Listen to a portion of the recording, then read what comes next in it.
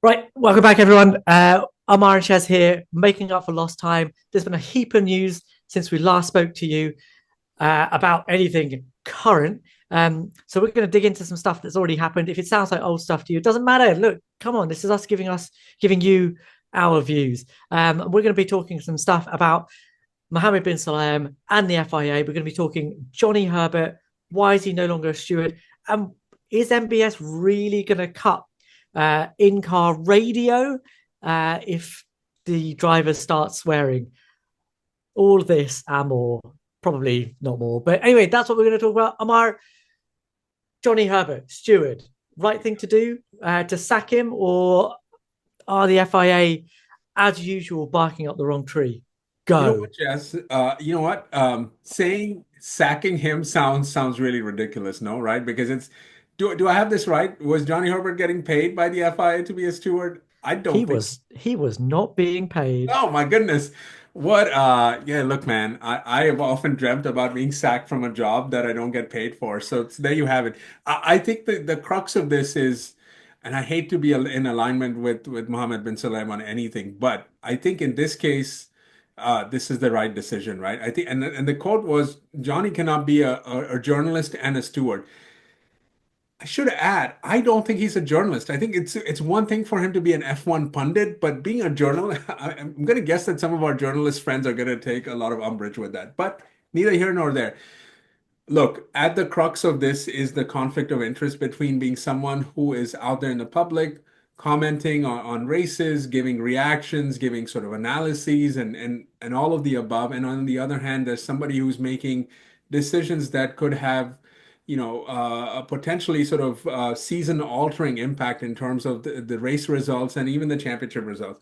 It turns out that last year that didn't happen because Max was Max, but there were issues at the center of Max's racing, particularly in Mexico, right? So I think that is a wise move if that can be said about the FIA being wise in any way, shape, or form. So I have to agree with the move, even if I don't agree with the essence of how this was done. Again, the guy's not being paid, man. You cannot sack someone from a job they're not getting paid for. Like it just doesn't happen. Amar, this is the crux of the problem, right? Like, not paying Johnny Herbert is the main issue here, right?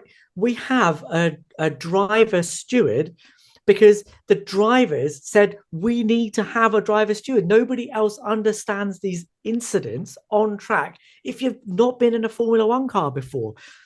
But if you're not going to pay them to do it, then the guys that you have in the stewarding office have to have another form of income. And for the most part, a lot of these F1 drivers, ex F1 drivers, have punditry as their main source of income. That's how they make a living.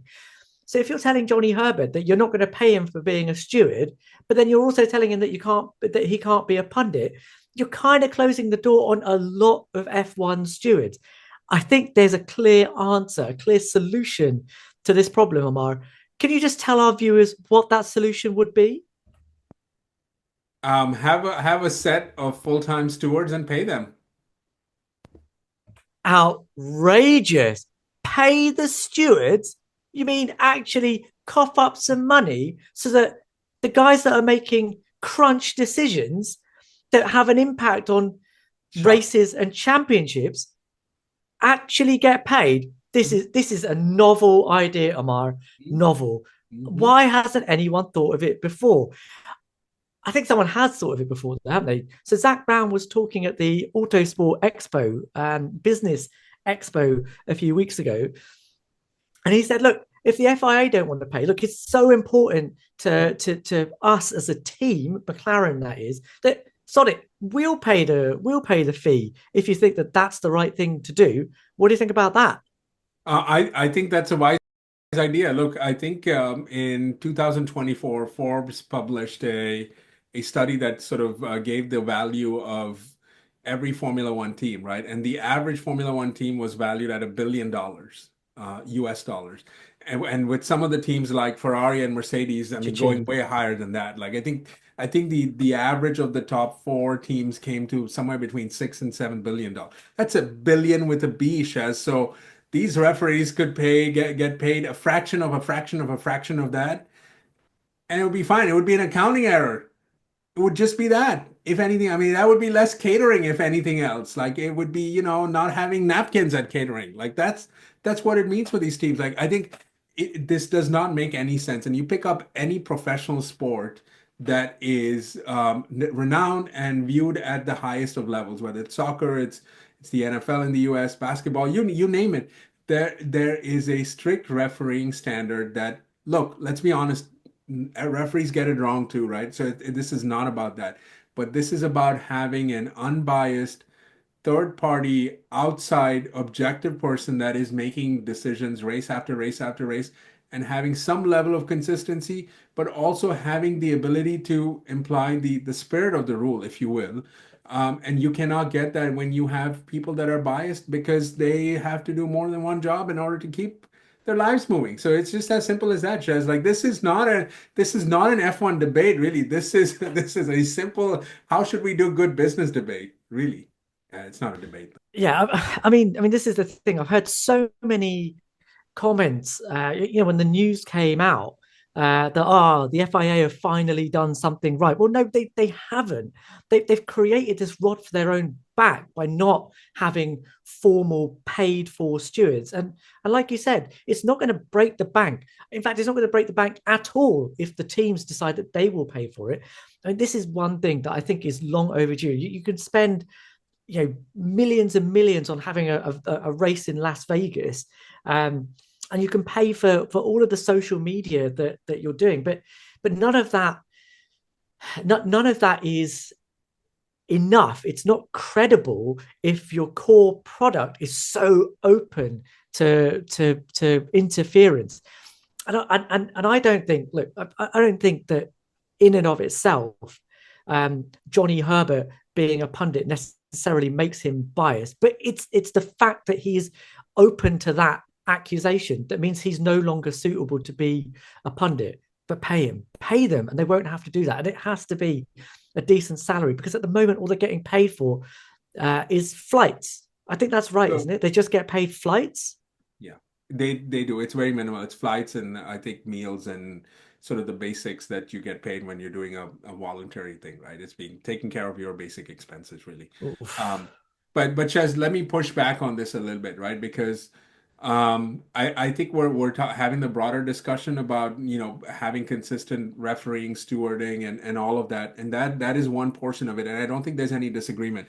Let me push back on the Johnny thing, because I have to admit that his publicly made comments after the Mexican Grand Prix gave me sort of the chills too, right? Because it's evident that he didn't like Max, right? And that's fine. There's no problem. Everyone's gonna have their biases and their preferences, and it's all good. Like there may be drivers that don't like each other, and there may be stewards that don't like. And then this probably happens in other sports where referees are a little bit hard on one guy or one team versus the other. I get it. There's the whole home team advantage and those kind of things too. But what he said and the way he said about Max's driving style, and this is sort of that's not the kind of stuff I want to see from a steward, right? So I think that just from that, look, there are other former drivers that have been stewards as part of this rotating carousel or whatever you want to call it of stewards, right? But no one came out and said the things publicly that he said. And oh, by the way, I don't think he needed to say that too. Like, it's one thing to be an F1 pundit. You could have also he could have rather excused himself and said, look, I don't want to comment on this because I was one of the stewards and I'm going to excuse myself on this particular aspect. He never did that too. So I think there's a little bit of that as well, to be honest, that has to be called out. And that's why I think this is partly a good decision. By the way, heading into this season that we all expect will be one of the tightest ones that we've had in, what do we want to say, in years, because 2021 was tight. So you cannot have that anywhere near your sport. You just can't. Yeah, I don't fundamentally disagree with that, but again, part of this comes down to the added benefits of having permanent professional, and by professional I mean that you're getting paid stewards, which is that we have inconsistent decisions because we've got this massive rule book, and the rules of engagement are so tightly wound, right? That I don't think Johnny particularly made bad decisions in terms of the ones that he made, right? Like, was he there in Austria? I think he was. I think he was the Austrian steward, and then he was there again in Mexico. I think if you're going to read the rules as they're written, that's how they should be interpreted. I think they get given uh, a set of parameters, and that's what they have to follow. But the added benefit of having professional stewards that you don't have to have such a prescriptive rule book. All you need to do is have these guys in post for long enough that they build up their own precedents, that they can then,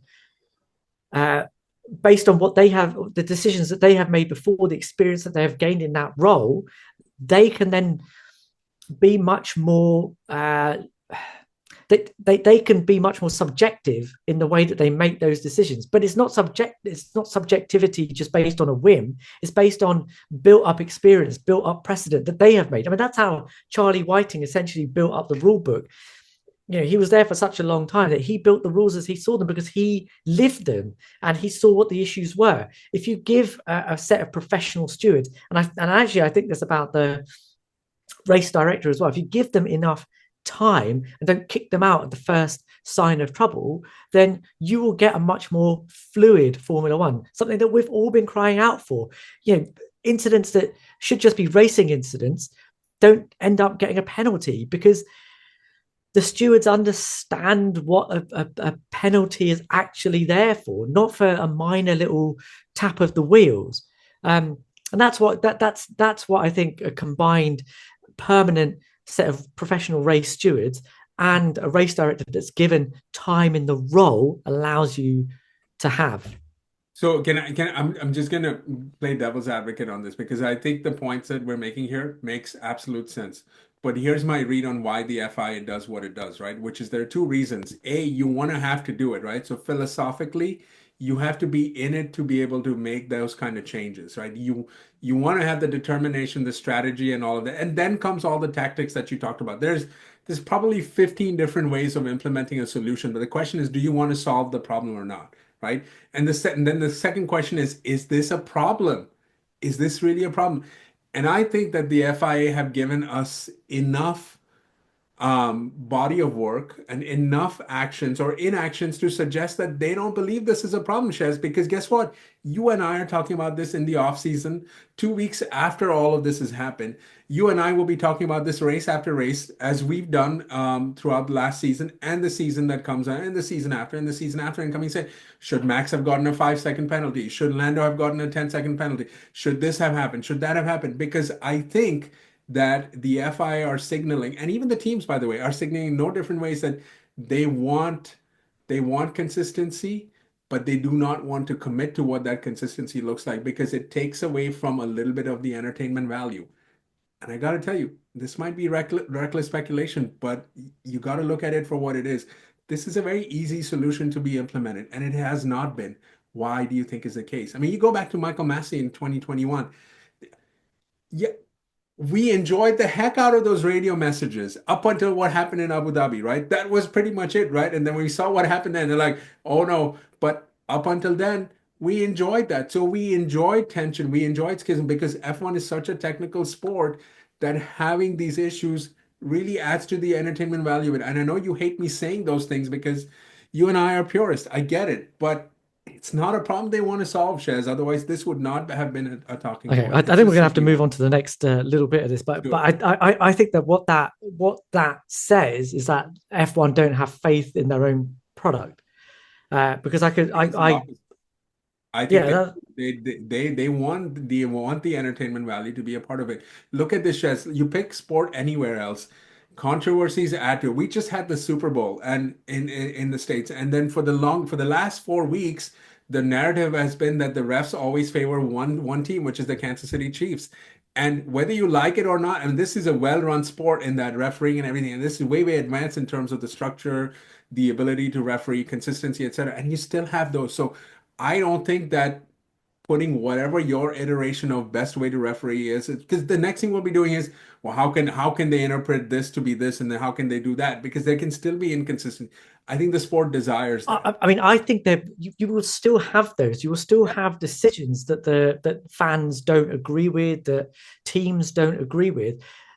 All the problem that you have at the moment is that there's no consistency to it. At least if you had that, then you'll have the controversy, but That's there'll be what's a the way difference, to explain it. right? You But know, what's the difference? Even if you don't explain it now, we're uh, complaining now. We'd be complaining even if there was. What's the yeah, difference? I agree. There's always somebody that's going to complain. I agree that somebody will always complain, but there's a difference between complaining because something is farcical and complaining because you don't agree with something. And those two things are very, very different. I can deal with not agreeing with what the steward says. What I can't agree with is it being a farce Yeah. because one decision doesn't lead No, on to another. And that's not controversial. It paints F1 in a really bad light. It's comical, but nobody wants that. no, I agree with you. I think the only way this changes is if a driver or a team or both get hurt by these decisions in a way that fundamentally impacts their ability to win a championship or to lose one, right? So until then, I don't think you're going to see any movement. And maybe this will be the year that we will see that. Now, it looks like we're going to have a consistent steward across the board, or sorry, yeah, FIA director, race director rather. So there's one element of that that seems to have been resolved. I think the stewarding is still something that's to be left. And look, let's be honest, Shez, it's a 24 race calendar, which is practically like half your year, and you have to be there pretty much like on any other F1 team is there, kind of be in and out of this. So to ask for somebody to commit to this without paying them, man, that is just that's a tough lift. Totally agree with you. Totally agree with you. Like just this is an easy solution, and the teams are now giving you an answer, a solution to a very very blatant problem. Okay, let's move on quickly. Just uh, in other news that MBS has done, he's doubled down on his anti-swearing crusade, and he said, "Look, what if we just turn the radios off? What do you reckon to that?" So, you know what? I was outraged as I think 99.99% of Formula One fans were when we saw that news at first, and I of course think that this is an intergalactically stupid move that the F1 community would. We just got done talking about how inconsistent refereeing actually helps the sport. So now you're going to tell me that we're going to turn off probably the most tantalizing bits of what happens in a race weekend outside of the actual wheel-to-wheel racing, which doesn't happen as often as we want, although it happens a lot, right? But I went back and looked at some of the other sports, right? And I looked at naturally a lot of the American sports, and I do kind of see some value to this. I hate to be the one sort of saying that I'm in somewhat agreement on this because swearing happens a lot in the NFL, swearing happens a lot in the NBA, swearing happens a lot in hockey and all of the other sports that are popular here in the stateside. And I actually haven't heard a lot of that. I mean, I haven't heard the swearing kind of be out there because it's bleeped or there's a time delay or stuff like that. I can see that tangentially working for the sport. I still don't see what the value of that is because when swearing happens in other sport, it's a little bit more confrontational, right? There's something happening between two teams. There's a fight that's breaking out. There's literally that. A lot of swearing that happens within the Formula One driver's cockpit is really around strategy. Yes, there's a lot of angst and anxiety around, wheel to wheel racing with others, and there might be an F bomb here and those kind of things thrown out there.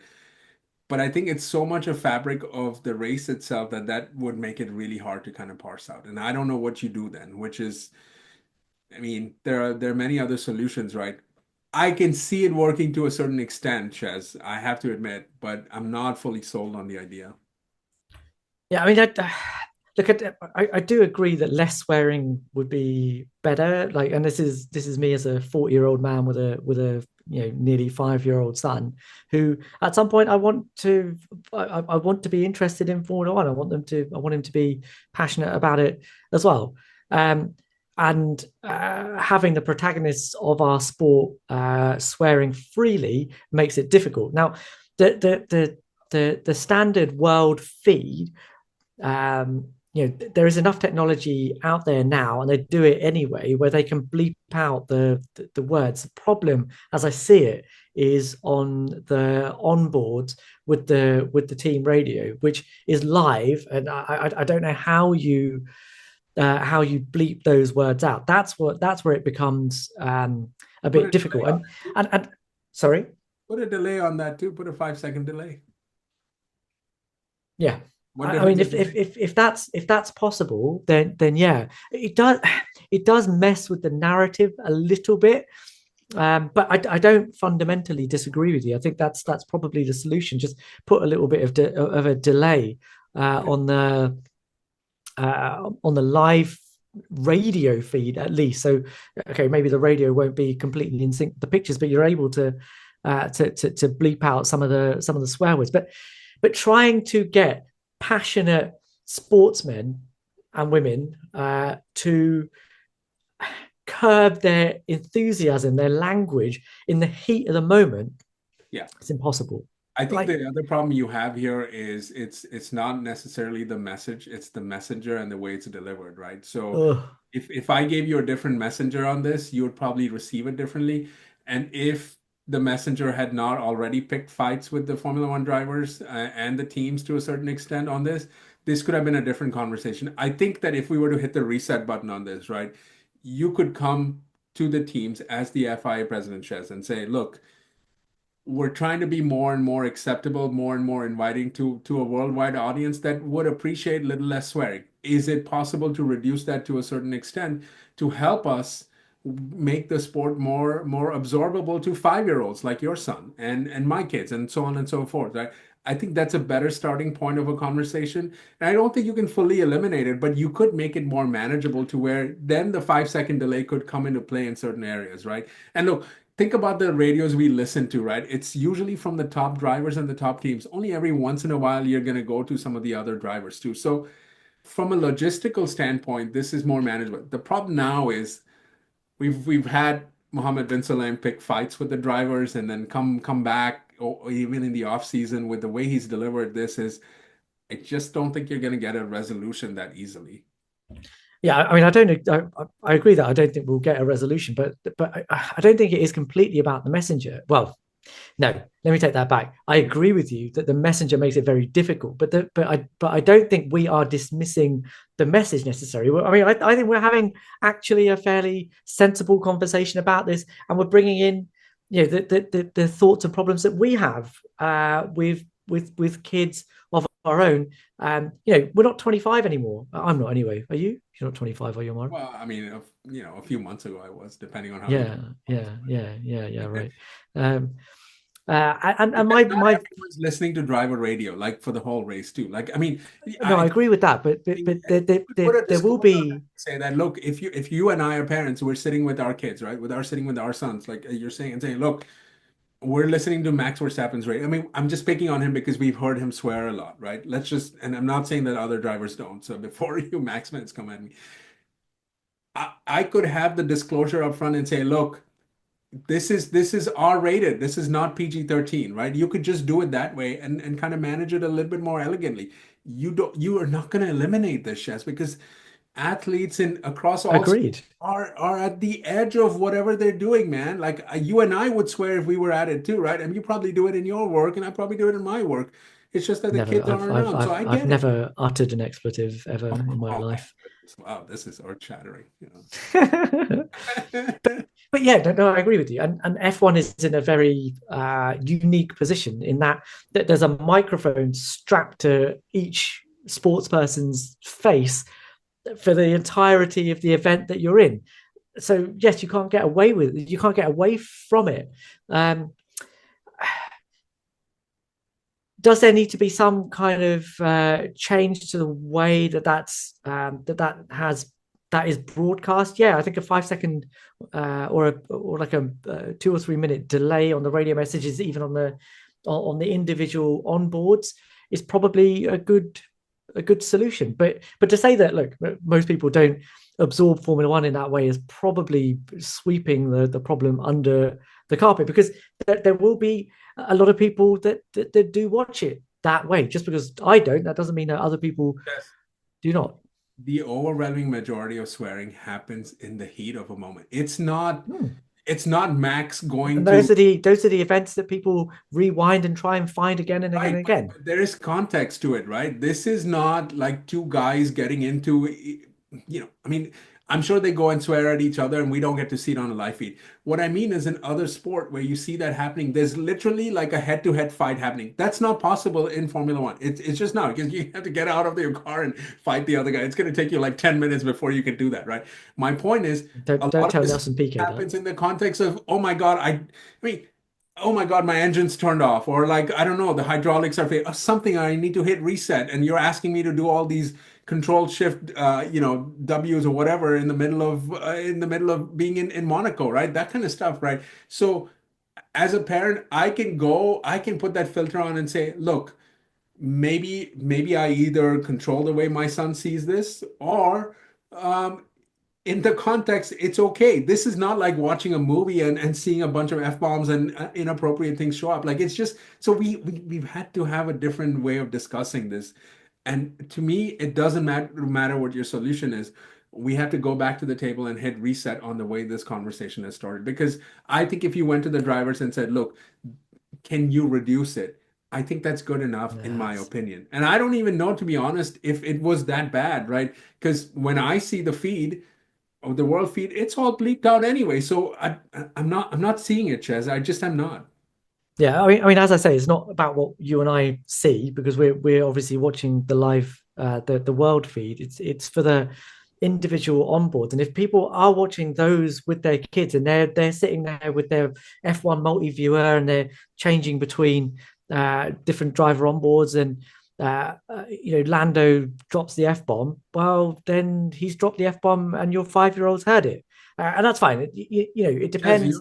we're pretending like that is the mainstream way of viewing this. Like, so my thing No, is, I'm not saying that, Amar. But it is what I am saying is that that different people do watch it differently. And if you are somebody that watches it in that way, and you have a child, that's the kind of person for whom it will be fair enough. a problem. And in that scenario, yes, I agree that the messenger is a complete whatever you want to call him, but the message he is giving is not completely without merit. I think the way of going about it is wrong. Like you cannot ask a elite sportsman in the middle of performing their elite sport to cut the passion But stop their expletive laden rants. It's not Ches, possible. there's I also wouldn't want another them to way do to that this. either.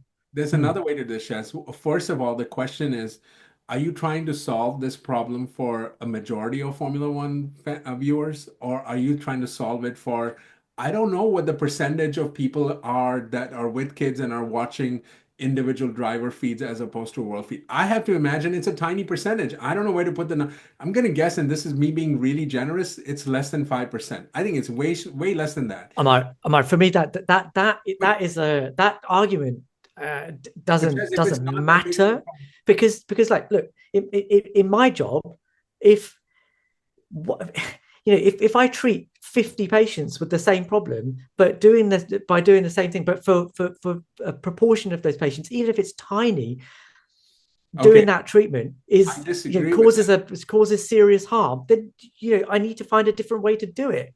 Why is this any different if Because I'm it's life and ruining death, the Shaz. What you're dealing with is life and this is not life and death. but My if point I'm here is ruining the enjoyment of the sport for a not at small all. minority of people and there's an easy fix to it, Which is why can I not implement that easy fix? there is an If easy you fix. Watch the live feed. Amar, if you don't, if you, yeah, but some people really like to look at the onboards. I know people that follow it in But that there's a way. difference between really like and you treating somebody on the operating table where there might be without a limb or without life. Like those are two different things, man.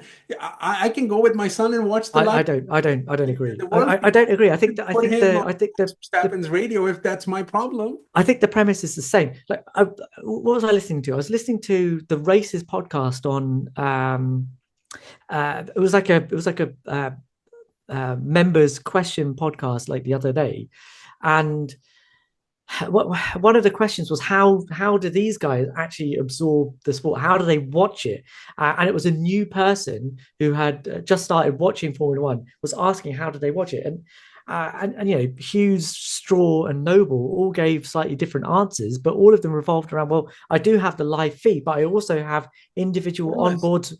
I also have individual onboards running. And are you telling me that if Mark Hughes has his 5-year-old, I'm sure he Yes. doesn't currently have a 5-year-old, are you saying that Mark Hughes Yes. has to change the way No, he no, watches not at Formula all. One, Not or at all. stop his 5-year-old from watching Formula One? Correct. Watch him from wanting the one feed Mm, where there's, but Shez, there are movies, there are TV shows, they're all that are made for kids and they're not made for kids. You're not going and telling them, oh this well, is now a bleep out everything, multi so I want to this is show them. I mean, some things may not be, it could just be that simple. Look, if you're gonna watch Max Verstappen's driver feed, they may be age inappropriate things in there. So as a parent, you have to decide whether that's the only way to consume that sort. Oh, by the way, that is not the traditional way to consume the sport.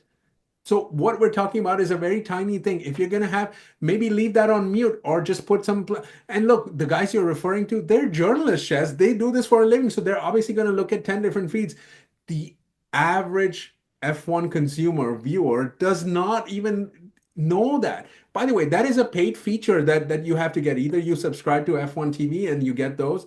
If you're watching it on ESPN, as we were talking about, I mean, Chef, this is rich coming from you, from the maker of just go watch the F1 feed. Now you're saying, well, change the whole way drivers curse or don't curse. I'm not saying you have to go and watch the onboards. I'm saying that some people do watch the onboards. Okay, Amar, I think we're going to have Caution to to caution. That's probably. all. I think we're probably going to have to because we're going around in circles on this one. But I think this is a perfect time for you guys to tell us what you guys think. Should F1 make all formats accessible to everyone, age appropriate, or should F1 just say, look, it's an R-rated show. You watch the stuff that is PG or you, whatever it is in your own country, and the rest of it is R-rated. Don't show it to your kids. You tell us what you think. This is what I think, but I might think something different. This is the beauty of F1. Beauty of us having an argument. We're going to leave it at that, though, for the time being. As usual, please like, please subscribe. We are getting closer and closer to that magic 1,000. That means that we can upgrade our home our home Cameras. hardware and make the images and everything better for you. So obviously we're just doing it for you. Please leave us a comment. We'll read every single one. We will respond to as many as we possibly can, and we will see you guys in the next one.